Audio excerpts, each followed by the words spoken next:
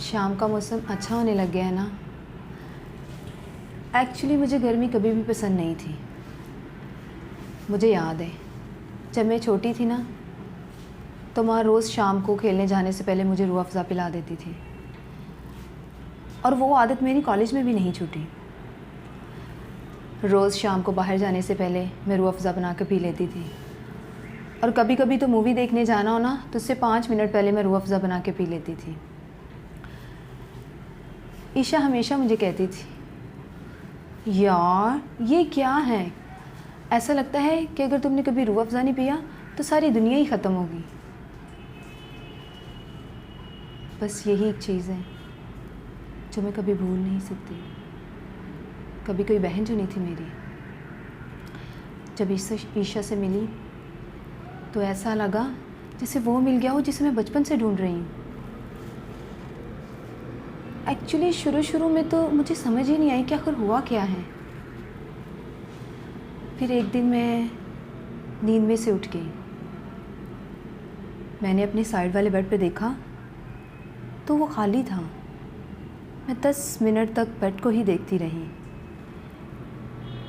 फिर पता नहीं कैसे मैं रो पड़ी। तब मुझे एहसास हुआ कि अब कुछ भी कभी ठीक नहीं होगा। फिर एक दिन हॉस्टल में पुलिस वाले आए। 15-20 पुलिस वाले थे। उन्होंने पूरा हॉस्टल सिक्योर कर रखा था। हमारी वार्डन बहुत डर गई थी।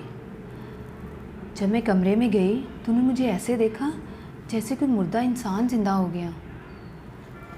तब उन्होंने मुझे बताया कि वो शख्स जो उस दिन आया था वो पूरी तैयारी से आया था। पहले रेप और फिर मर्डर। उसका पूरा इरादा यही था। लेकिन एक गलती उससे हो गई। ईशा वो लड़की नहीं थी जिसके लिए वो आया था। पुलिस को प्रूफ मिले थे कि वो मेरे लिए आया था। लेकिन उस दिन ईशा उसको मिल गई।